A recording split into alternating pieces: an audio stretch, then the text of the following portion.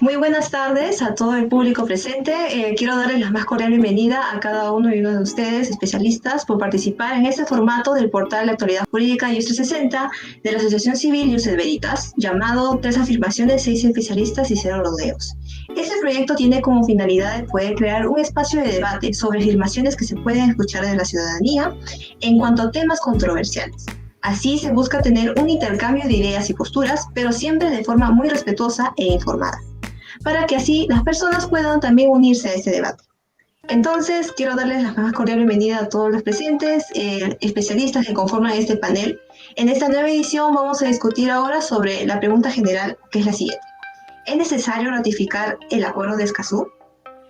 Antes de empezar con las afirmaciones, me gustaría que por favor cada uno y uno de ustedes pueda presentarse. Buenas tardes, Zaira y colegas. Mi nombre es Nicolás Boeglin. Yo soy profesor en la Facultad de Derecho de la Universidad de Costa Rica, enseño Derecho Internacional Público, y la verdad es que empecé a interesarme al Acuerdo de Escazú cuando empecé a oír cosas que no están dentro del texto como parte de esa campaña masiva y agresiva de desinformación sobre su contenido, y posiblemente es una de las razones por las cuales me invitaron hoy. Muchas gracias. Gracias por la invitación. ¿Quién soy? Abogada de la Católica, experiencia en sector público y privado, profesora en segunda especialidad de Ambiente y Recursos Naturales de la universidad, actualmente miembro del Consejo Directivo de la SUNAS, y interesada en estos temas porque no solo a mí, sino a muchos ciudadanos nos convocaron, por ejemplo, desde el Congreso, para opinar respecto a la suscripción o no de este acuerdo, la ratificación por parte del Congreso, y como muchos ciudadanos también me quedé, voy a usar palabra, frustrada de que haya sido archivada y no ratificada como debió ser en su momento. A IUS 360 por la invitación y además por compartir esta conversación con personas a las que yo admiro tanto. Mi nombre es Gabriela Paliza, yo soy abogada, soy de Cusco, trabajo hace bastantes años en el sector ambiental y también soy fundadora de la ONG Macay. Somos una organización sin fines de lucro y trabajamos muchos temas relacionados a gobernanza ambiental. De hecho, los tres ejes que tocamos están muy relacionados al acuerdo de Escazú, que son temas de participación ciudadana, acceso a la justicia y temas de participación, ¿no? Así que a nosotras, como sociedad civil organizada, nos interesa mucho la ratificación del acuerdo de Escazú. Así que nada, muchísimas gracias por esta oportunidad. Hola a todos y todas, soy Ain Tarazona Flores, soy estudiante de últimos ciclos de la Facultad de Derecho de la Universidad Católica y también he sido coordinador general del equipo de Derecho Ambiental y he pasado mis prácticas preprofesionales en distintos espacios nacionales e internacionales viendo temas ambientales. En esta oportunidad vengo a hablarles acerca del Acuerdo de Escazú, un poco algunos mitos y verdades sobre este tema y también un poco el por qué, digamos, no ha sido ratificado por el Estado peruano. Y también agradecer de paso a la Asociación IUS Veritas y a su portal IUS 360 por esta invitación. Muchas gracias. Mi nombre es Gabriela Ramírez, soy profesora de la Facultad de Derecho y de la Maestría en Desarrollo Ambiental de la Pontificia Universidad Católica del Perú. Tengo a mi cargo el curso de Derecho Ambiental y, bueno, soy miembro también de la Comisión de Gobierno de la Facultad de Estudios Interdisciplinarios. Bueno, y a cargo tengo también temas de sostenibilidad. Y creo hoy en día que es sumamente importante precisamente este espacio, por lo tanto también agradezco a IUS 360 y coincido con lo que han dicho mis colegas, que es fundamental desmitificar varias de las falsas, ¿no?, afirmaciones, entre comillas, que se vienen señalando sobre un instrumento internacional tan importante, sobre todo hoy en día, si es que estamos convencidos de la estrecha conexión entre la protección del medio ambiente y los derechos humanos. Muy buenas tardes. En primer lugar, agradecer por la invitación cordial. Soy docente de la Facultad de Ciencias del Ambiente de la Universidad Santiago Antúnez de Mayolo, y en mérito a esto tengo algunas opiniones que en su momento he de plantear. Estoy dedicado al tema de gestión de conflictos y bioremediación como docente universitario. Estoy a la orden y gracias nuevamente por la gentil invitación. Muchas gracias a todos los especialistas por presentarse. Ahora vamos a pasar con la primera afirmación. El acuerdo de Escazú implicaría aceptar una sumisión a organismos internacionales. Para ello le pediría a los ponentes que estén a favor puedan mantener su cámara y micro prendidos, los que están en contra puedan apagar sus cámaras y también apagar sus micros. Ningún ponente estaría a favor, por ende comenzamos con las posiciones en contra. que el acuerdo de Escazú, algo que no se ha entendido del acuerdo de Escazú es que es un acuerdo bien específico, ¿no? Tiene que ver con la promoción de los derechos de acceso a la información, la participación ciudadana y los temas de acceso a la justicia en temas ambientales, ¿no? No tiene que ver con delimitación de territorios, no tiene que ver con soberanía, no tiene que ver con recursos naturales siquiera. Entonces, cuando se hace la mención en el acuerdo de Escazú a otro tipo de organismos, es para que puedan subsanar algún tipo de repente imprecisiones que se dé o algún conflicto sobre la interpretación del artículo que dé alguno de los países, ¿no? Entonces, tampoco está involucrada la ciudadanía como parte del proceso para, por ejemplo, exigir que alguno de los países cumpla o no el acuerdo de Escazú. Ese tipo de medidas tampoco está prevista, ¿no? Entonces, yo personalmente creo que es bastante claro que el acuerdo de Escazú no establece ninguna sujeción a organismos internacionales. Lo único que establece es la posibilidad de tener a esta instancia para resolver situaciones de interpretación acerca del acuerdo y en los que ni siquiera está involucrada la ciudadanía y por lo tanto esta afirmación yo creo que es totalmente falsa. Gracias, Aira. Sí, brevemente, bueno, en la línea de lo que señala, lo que ha señalado mi tocaya, coincido también que no implica ningún nivel de sumisión.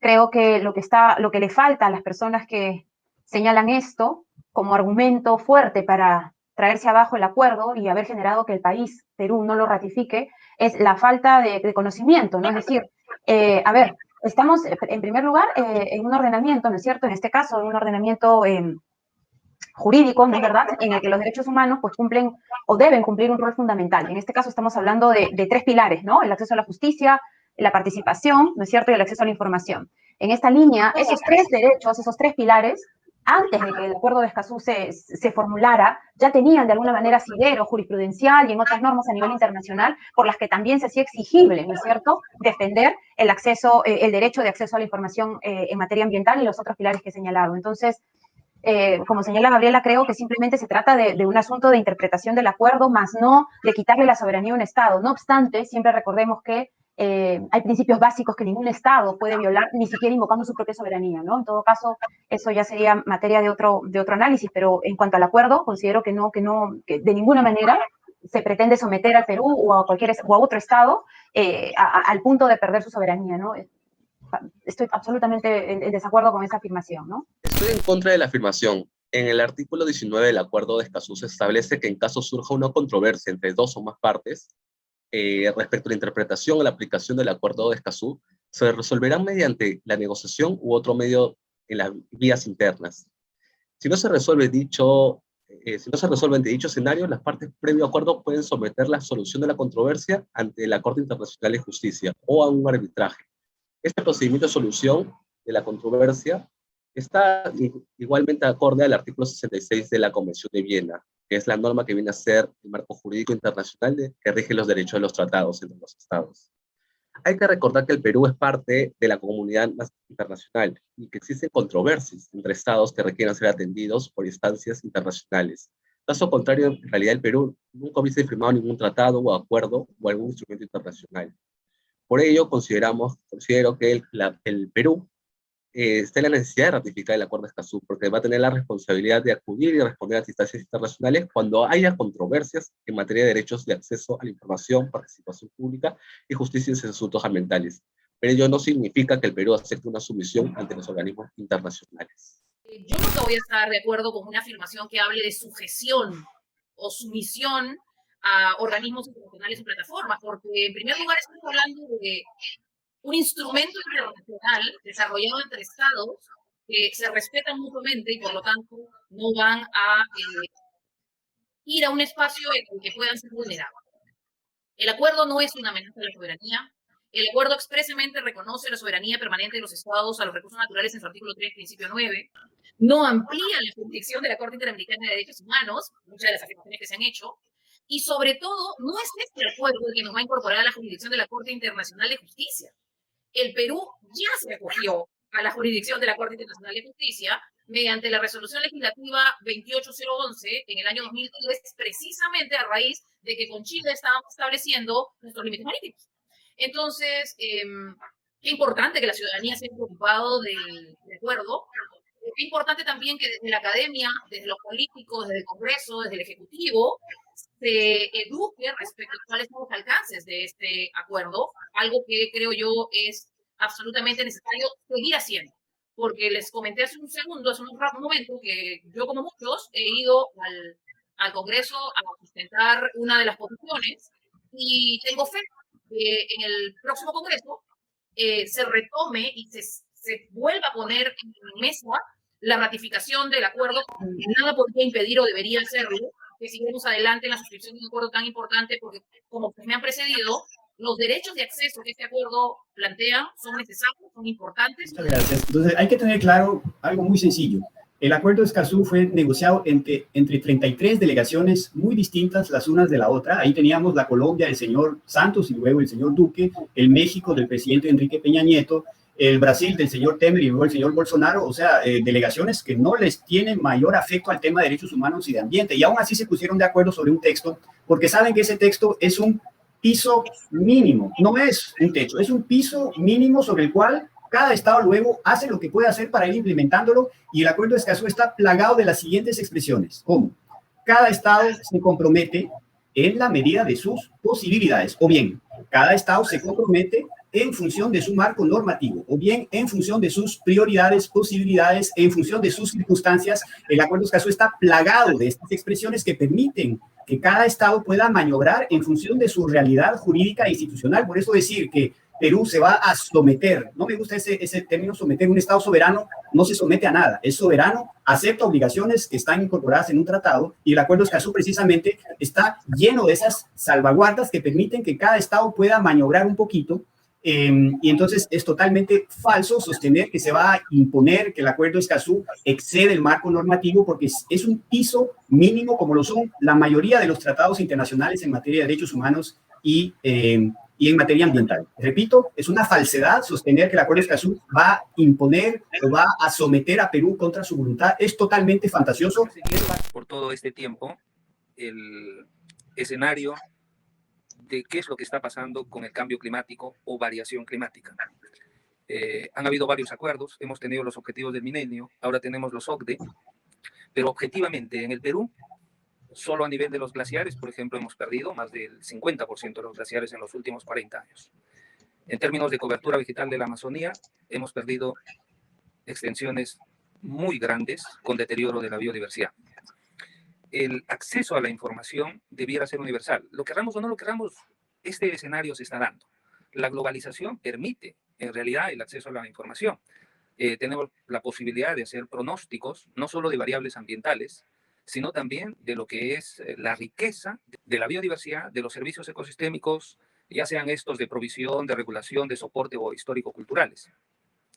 Es posible hacer ahora monitoreos utilizando herramientas remotas.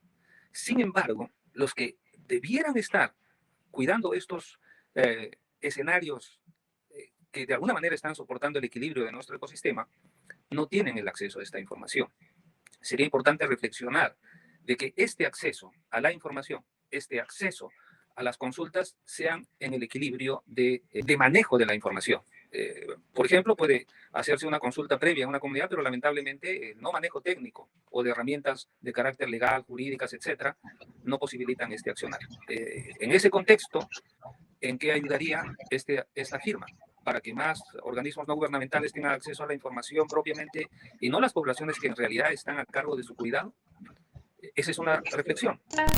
Los defensores ambientales estarían protegidos con la ratificación del acuerdo de Escazú. Los ponentes que estén a favor, mantener las cámaras y micro prendidos, y los que estén en contra, apagar sus cámaras y también los micros. Estoy a favor de la afirmación. Según Global Witness, la mitad de los defensores ambientales son amenazados y asesinados, y de este grupo la mayoría sucede en los países latinoamericanos. Solamente en el año pasado, en el 2020, 5 defensores ambientales fueron asesinados en América, en la Amazonía peruana, en los momentos más duros de la pandemia. En lo que va de 2021, la situación es similar, no está cambiando. Y particularmente me quiero centrar en un derecho que es el de acceso a la justicia, que a la vez es un mecanismo de protección para los defensores ambientales. ¿Y eso por qué? Porque consiste en obtener una respuesta de parte de las autoridades judiciales y administrativas ante el caso que está sucediendo, una solución rápida, sencilla y efectiva, ¿no?, de los conflictos originados por la afectación a la naturaleza y a sus componentes. Y en ese sentido, garantizar el derecho al acceso a la justicia es implementar mecanismos necesarios para su ejercicio efectivo. Cuando hablamos del sistema de justicia nos referimos a las fiscalías especializadas en materia ambiental, las FEMAS, y también del Poder Judicial. Ante este contexto, el Acuerdo de Escazú es una respuesta importante, porque es el primer tratado que contiene disposiciones específicas para la promoción y protección de las personas defensoras ambientales en América Latina. Ha entrado en vigor este 22 de abril, hace poco, en un día muy simbólico, que es justamente el Día Internacional de la Tierra. El Acuerdo de Escazú, en su artículo 9, hace bien en reconocer que el derecho al acceso a la justicia en asuntos ambientales a los defensores, sumado a otros derechos de acceso como es el de información y participación pública. Entonces, podemos concluir que el Acuerdo de Escazú es un instrumento regional que permite proteger a los defensores ambientales que viven en una situación de riesgo latente a causa de las actividades ilícitas, minería ilegal, tala ilegal, narcotráfico, pues obliga a los estados a cumplir con tres obligaciones en dimensiones diferenciadas. Por un lado, garantizar la defensa y el espacio donde habitan los defensores ambientales, luego también evitar violaciones o amenazas en las cuales viven ellos, y también, en caso no se haya podido evitar estas violaciones o amenazas, apuntar a realizar investigación y sanción correspondiente. Entonces, busca por un lado una dimensión sistemática, una dimensión preventiva y finalmente una dimensión de respuesta. Brevemente, 4 puntos para responder y fundamentar por qué estoy a favor de esta afirmación. Primero, ¿qué derechos están involucrados en la defensa, ¿no?, o en la protección de los llamados defensores ambientales, ¿no? Creo que están involucrados derechos humanos fundamentales, no solamente para la protección del propio planeta, del propio medio ambiente, de la propia biodiversidad, sino también para el bienestar integral de cualquier ser humano. Y esto lo menciono en el marco de la Agenda 2030, que tan importante también es al día de hoy, y que ha permitido, sin duda, adoptar diversos instrumentos. Uno de ellos, el Acuerdo de Escazú, se enmarca también en la Agenda 2030, ¿no? Derechos como la vida, el derecho a la integridad, el derecho a la libertad de opinión, a la libertad de expresión. Hay muchas manifestaciones, ¿no?, a través de las que los defensores ambientales realizan su trabajo y arriesgando su vida muchas veces, y no solamente la de ellos, sino también la de sus familias. Entonces creo que eso es fundamental, no solamente desde un punto de vista político, social, sino también académico, jurídico, es decir, qué derechos humanos están involucrados. En segundo lugar, en este marco, teniendo en cuenta la relevancia, la necesidad de proteger a este grupo tan grande en una situación de peligro, de vulnerabilidad, tener en cuenta que el Acuerdo de Escazú es el primer instrumento, además, a nivel de la región, no solo que comprende los derechos de los que ya hemos conversado en el marco de la primera afirmación, los 3 pilares del principio 10 de la Declaración de Río, sino también es el primer instrumento que contempla la defensa, la protección de estas personas, de este grupo. En esta línea, ¿no?, ¿qué implica? Yo aquí sí creo que es fundamental, lamentablemente, la voluntad política, incluso en el supuesto que ratifiquemos el acuerdo, creo que es fundamental la voluntad política del Estado, y también, sin duda, que la sociedad civil continúe vigilando, estando atenta, impulsando cualquier tipo de modificación interna que se tenga que hacer en nuestra normativa. Como señaló Carlos hace un momento, es importante el decreto supremo, la norma que ha emitido el Ministerio del Ambiente. Ya se había emitido anteriormente un protocolo a nivel de la Defensoría del Pueblo, pero claro, el Acuerdo de Escazú implica que se investigue, se sancione. ¿Hasta qué punto eso realmente se va a cumplir? Yo creo que eso es fundamental, ¿no? No solamente prevenir, sino cuando ya lamentablemente ocurre el daño a alguno de los derechos humanos respecto de algún defensor ambiental, pues que se investigue, que se sancione realmente, y también que se supervise las amenazas, las intimidaciones a las que están enfrentados. Pero para eso el Estado, como se dice, tiene que comprarse el pleito y realmente hacer todo lo posible para que el artículo 9 del Acuerdo de Escazú pueda ser efectivo. Creo que es importante tener en cuenta que América Latina y el Caribe es una región con una gran cantidad de biodiversidad, de recursos naturales, pero también es la región que mayor cantidad de personas defensoras ambientales muertas tiene, ¿no? El número de personas asesinadas en Colombia es increíble, en Brasil también, ¿no? Entonces, esta es una realidad muy particular de América Latina. Tanto es así que el acuerdo de Aarhus, que es como el hermano europeo del acuerdo de Escazú, no tiene disposiciones relacionadas a este tema, ¿no? Entonces, haber incorporado disposiciones relacionadas a los defensores ambientales claramente responde a la situación terrible que existe en nuestro país, ¿no?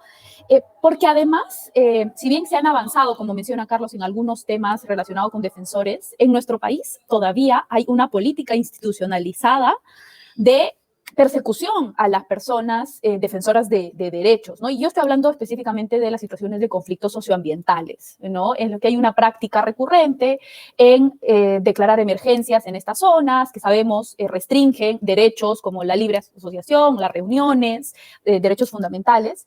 Este manejo de los conflictos socioambientales en América Latina es muy común, ¿no? La militarización, además. Nosotros sabemos que en nuestro país las empresas mineras contratan a la policía precisamente para que brinde servicios de seguridad, ¿no? Entonces, todavía tenemos en nuestro país y en toda la región muchas de estas prácticas, ¿no? Entonces, el Acuerdo de Escazú es fundamental porque visibiliza esta situación, ¿no? Visibiliza que existen personas que están en medio de conflictos socioambientales, que en nuestro país además la mayoría tienen que ver con temas ambientales, y plantea que es necesaria su protección, ¿no? Yo creo que ese es el primer, reconocer que las voces disidentes se tienen que escuchar es algo fundamental si queremos fortalecer la gobernanza.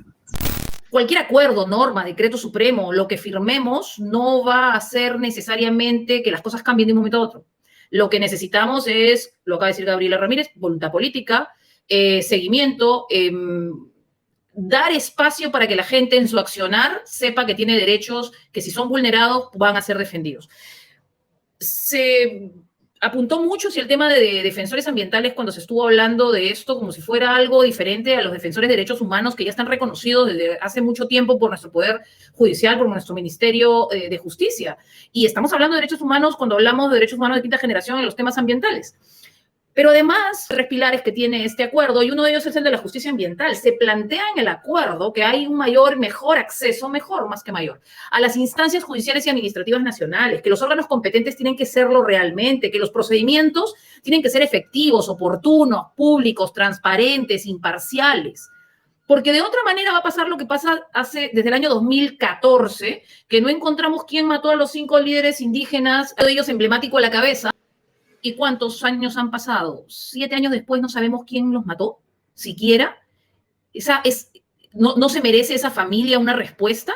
Pandemia, donde se dice que la naturaleza volvió a respirar y hemos tenido como 5 o 6 muertes de defensores ambientales, que es inconcebible y con un ensañamiento que no lo quiere nadie. Uno de esos defensores ambientales muertos el 30 de julio del año pasado es un guardaparque indígena, Lorenzo Wampakit, y de una reserva comunal, Chayunaín, que también simplemente es asesinado por gente que vive de la ilegalidad, tráfico de tierra, tráfico de madera, mineros ilegales, y que no encuentran una oportunidad o una alternativa, una respuesta rápida por un sistema de justicia que no tiene a veces un componente alto de interculturalidad. Seamos realistas, el acuerdo nos permitirá, como Estado, empezar a implementar las cosas mucho más rápido y además con ayuda de quien seguramente tenga mejores dinámicas. Hoy mismo esto es un ejemplo de un trabajo conjunto. Tenemos varios abogados peruanos aquí y uno de Costa Rica, y entonces podemos aprender mutuamente de lo que pasa en Costa Rica, con otras dimensiones, otras características de país, obviamente,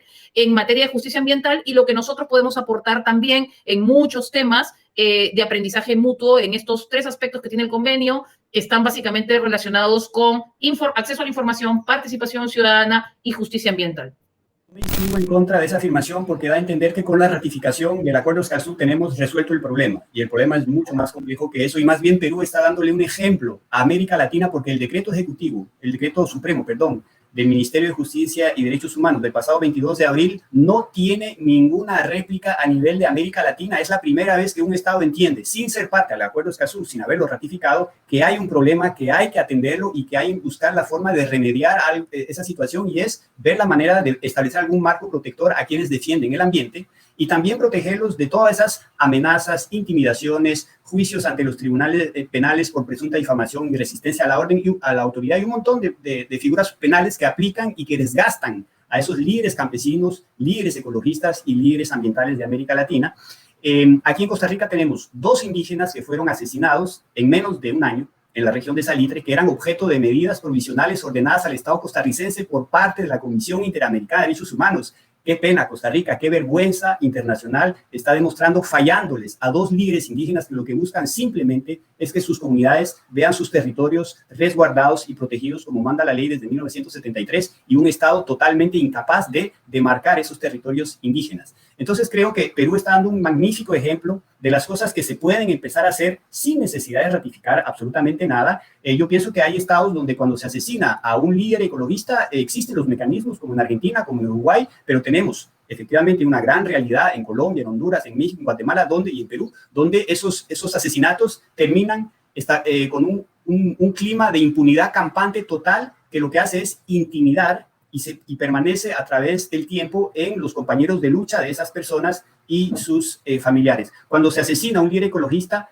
se sacude toda una sociedad. No es cierto que se limita únicamente a un daño a una persona, a una familia, a una comunidad. Es toda una sociedad, y el Acuerdo Escazú fue suscrito el 4 de marzo en homenaje al natalicio de Berta Cáceres. No queremos más asesinatos con la trama político-empresarial que se escondió detrás de ella, de ese asesinato. Queremos, con el Acuerdo Escazú, que eso termine, pero con la simple ratificación no vamos a resolver el problema. Yo estuve metido en los escenarios de la Amazonía y de los Andes, y en varias oportunidades también los que en algunos casos malintencionadamente se denominan defensores han asusado y han utilizado a las poblaciones indígenas no con los propósitos más sanos que debiera.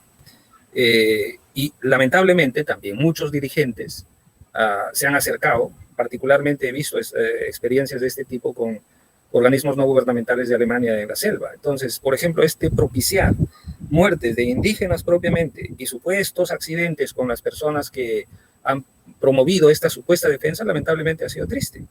Deben acordarse ustedes, por ejemplo, el asesinato de una sabia indígena Shipibo-Conibo en la Amazonía por un canadiense que supuestamente era defensor y supuestamente estaba trabajando. Entonces creo que hay que tener cuidado y debería de tenerse la precisión mayor para evitar estos incidentes. Creo que el acceso a la información no debe defenderse solo para un grupo que dice defender, sino también para que en la práctica está en el ejercicio de la permanencia de nuestros servicios ecosistémicos. Llámense, insisto, de provisión, de regulación, de soporte o histórico-culturales. La otra faceta luego es cuando nosotros comenzamos a plantear en términos objetivos. Muy bien, tenemos objetivos del milenio, tenemos ahora los objetivos al 2030. Si evaluamos solo el anterior, ¿cuántos de lo que se planteó, se suscribió y se firmó realmente han permitido cumplirlos como objetivos? El balance es negativo. Vamos con la última afirmación, la cual es la siguiente. El acuerdo plasma las opiniones y posturas tanto de los gobiernos regionales y locales, así como de los pueblos indígenas. Los ponentes a favor, por favor, que mantengan sus cámaras y micros encendidos, y los que estén en contra, que apaguen las cámaras. Obviamente estamos hablando aquí en el plano de, digamos, si es que el tratado lo incorporó o no. Digo esto para separarlo del plano de la realidad, ¿no? Nuevamente, como también ya hemos mencionado en el marco de la segunda afirmación, en la realidad a veces no la norma o en este caso un tratado internacional no se aplica muchas veces de la manera en que quisiéramos. Para eso la sociedad civil y aquí estamos todos, creo, unidos en el objetivo de lograr que se respete la mayor cantidad de derechos contenidos en este importante instrumento internacional. En este sentido, en lo que el tratado contiene desde el punto de vista formal, considero que sin duda, ¿no? Por ejemplo, el artículo, bueno, tanto los artículos relacionados, ¿no? Para poner dos ejemplos concretos, en relación a acceso a información y participación, señalan claramente, ¿no? Que cada Estado parte tiene, pues, que respetar o garantizar el respeto, ¿no es cierto?, en el marco de las obligaciones internacionales que se ha adquirido en el marco de, para la redundancia, los derechos de los pueblos indígenas, y también se menciona las comunidades locales, ¿no? Es decir, hay una obligación de los Estados de respetar, ¿no? No solamente las obligaciones que están contenidas en el Acuerdo de Escazú en relación a pueblos indígenas, por ejemplo, sino también algunas otras que los Estados hayan adoptado. Y en este caso estoy pensando, por ejemplo, en el convenio 169 de la OIT, que también tiene que trabajar en pared en el marco de ese tratado, ¿no? Y, por ejemplo, para temas de consulta previa. Y también me interesa mucho resaltar el elemento de la interculturalidad, ¿no? Es decir, se tiene en cuenta en todo momento, ¿no? Por ejemplo, para el tema de acceso a la información ambiental, que los estados faciliten a los pueblos indígenas, ¿no? La posibilidad de acceder a distintos mecanismos que les puedan permitir a ellos formular cualquier pedido de información y que no sientan una barrera, ¿no? La falta, por ejemplo, de conocer las instituciones o manejar el idioma, En fin, ¿no? Yo creo que eso es importante porque además el propio acuerdo los reconoce como un grupo en situación de vulnerabilidad, ¿no? Entonces yo menciono estos dos ejemplos concretos para señalar que desde el punto de vista formal el tratado lo ha recogido, ¿no? Ahora viene un trabajo más grande, ¿no? Un trabajo más complejo, y es que en la realidad, sin duda, los estados que lo hayan ratificado y los que estén en camino de hacerlo, lo cumplan, ¿no? Estoy a favor de la afirmación. El acuerdo de Escazú es una manifestación de la democracia ambiental. Fue un acuerdo que inició, si hablamos un poco de su historia, empezó en la Conferencia de las Naciones Unidas sobre el Desarrollo Sostenible, el Río +20, en el año 2012. Luego se tuvo 2 años digamos, de reuniones preparatorias, que fueron entre el 2012 y el 2014. Y luego 9 reuniones de comité de negociación entre el 2014 y el 2018. Y justamente el Estado peruano formaba parte de este comité de negociación. ¿Qué pasa particularmente con los pueblos indígenas y los gobiernos regionales y locales? Que en los últimos años de negociación recién se incorpora a las organizaciones indígenas, también a las organizaciones locales y también de la sociedad civil, para participar presencialmente en las negociaciones. Y de esta manera se entabló sinergias, se trabajó de manera conjunta con el Ministerio del Ambiente. Se recibieron propuestas al texto del acuerdo, también se incluyó la participación indígena y de los gobiernos regionales y locales para propagar los contenidos del acuerdo a nivel subnacional, entre otras acciones. Ciertamente creo que es un instrumento visionario y sin precedentes, porque es un tratado ambiental de segunda generación, porque vincula por un lado los temas esenciales del tema ambiental, los derechos ambientales, y también los derechos humanos. Garantiza los derechos procedimentales que son esenciales para implementar una adecuada, mejor manera la Agenda 2030 para el desarrollo sostenible. Entonces, el Acuerdo de Escazú hace bien a reconocer también a los defensores ambientales como también defensores de derechos humanos, porque justamente son ellos quienes protegen el derecho humano a vivir en un ambiente sostenible y equilibrado. Uno, recordemos que estamos hablando de una negociación que duró 6 años, del 2012 al 2018. En ese periodo hemos tenido 3 gobiernos, desde la negociación hasta la firma: Humala, Pedro Pablo Kuczynski, Vizcarra. Hemos tenido 3 vueltas de gobernadores regionales. Las organizaciones indígenas y sus representantes también han cambiado de presidencias cada cierto tiempo. Cuando se pregunta de manera general si esto representa posturas como las de los gobiernos regionales y poblaciones indígenas, lo primero que hay que entender es que estas decisiones se toman a través de decisiones de gobierno y de Estado, que en el Perú es un Estado unitario, y por lo tanto, liderados por la Cancillería, se toman este tipo de decisiones. ¿Que eso implica que no hay conocimiento y participación? Por supuesto que no. Los gobiernos regionales, los pueblos indígenas, en muchos aspectos participan, si no bien de la negociación en sí, de los procesos de ida y venida en la reflexión respecto de los textos en diferentes espacios y planos, algunos nacionales y algunos internacionales. Sí creo que pueblos indígenas, gobiernos regionales, población en general, ciudadanía en general, están considerados en el ámbito del acuerdo, porque derechos de acceso como los de justicia, participación e información son fundamentales y son hacia quienes nos debemos a esa ciudadanía que busca poner su voz, una mayor información al respecto, una información, y Gabriela lo mencionaba, que llegue en su idioma, en su lengua, que tenga un componente intercultural y que no necesariamente sea información colgada en una página web a la que aquellos lugares donde no tienen acceso a Internet no pueden acceder. De la misma manera que para efecto de participación pública tiene que haber algún mecanismo o proceso de toma de decisiones, revisiones, reexaminaciones y actualizaciones en las que la población en general, los ciudadanos en general, pueblos indígenas, gobiernos regionales, diversos niveles de gobierno puedan participar y aportar para efectos de una mejora de entendimiento. En lo particular, yo creo que acuerdos como este lo que ayudan con acceso a la información y participación pública es a una mejor toma de decisiones y a una menor conflictividad, porque actualmente vivimos a veces en escenarios en que los niveles de conflictividad son realmente elevados porque no estamos entendiéndonos en 2 vías sobre qué cosa queremos o qué cosa necesitamos y qué cosa ponemos sobre la mesa. La distinción entre consulta previa como herramienta jurídica y participación abierta, porque en este caso en particular es necesario decir que no es consulta previa aquello que toca este acuerdo, sino una participación general que cada país puede instrumentalizar a su manera. Por suerte, el Perú tiene un procedimiento de consulta previa establecido y actualmente con ejemplos muy buenos que se han llevado a cabo.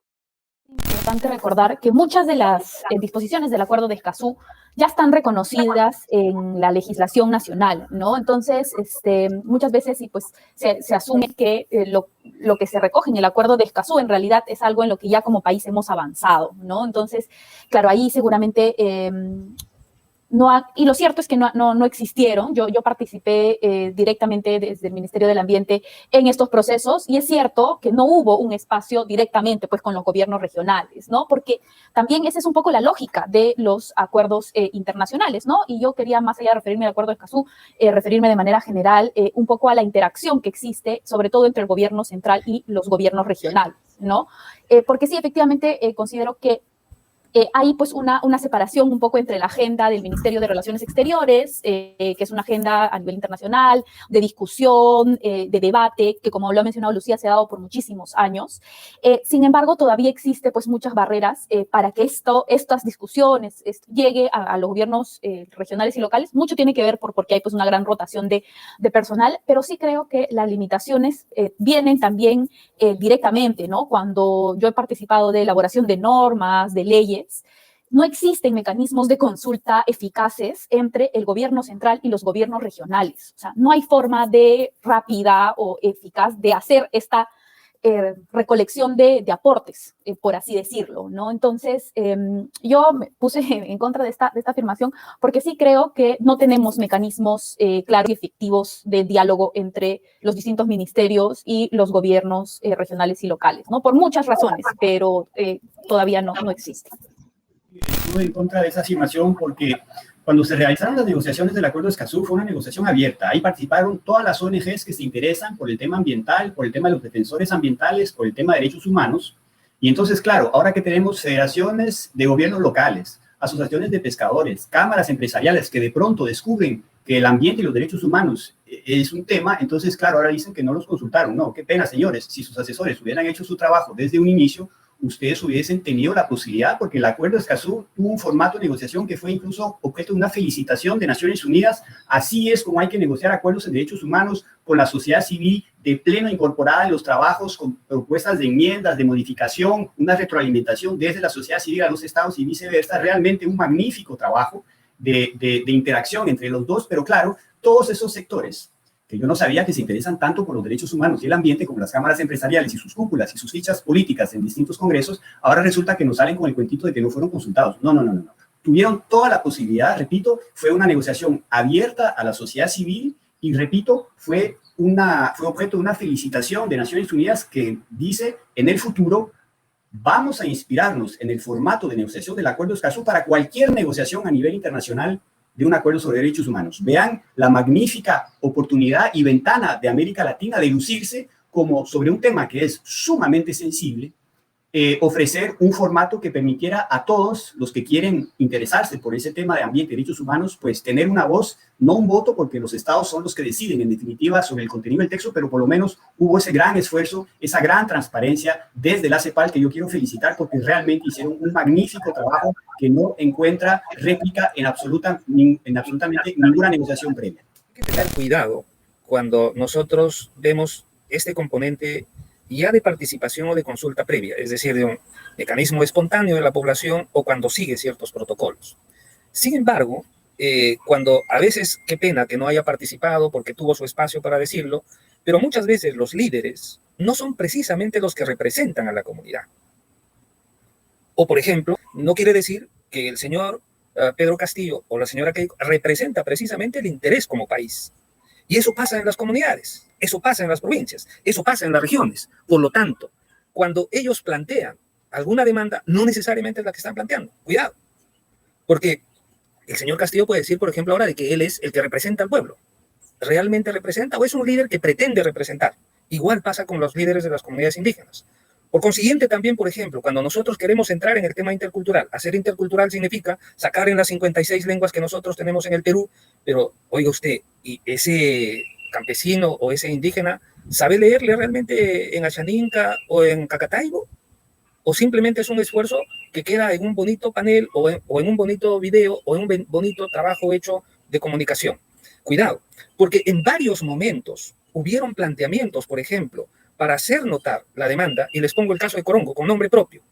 una demanda que se trasladó a la población, de la población al alcalde, del alcalde al gobernador regional y del gobernador regional al mismo Ministerio de Vivienda. Los 16 puntos de captación de agua potable, todas con arsénico.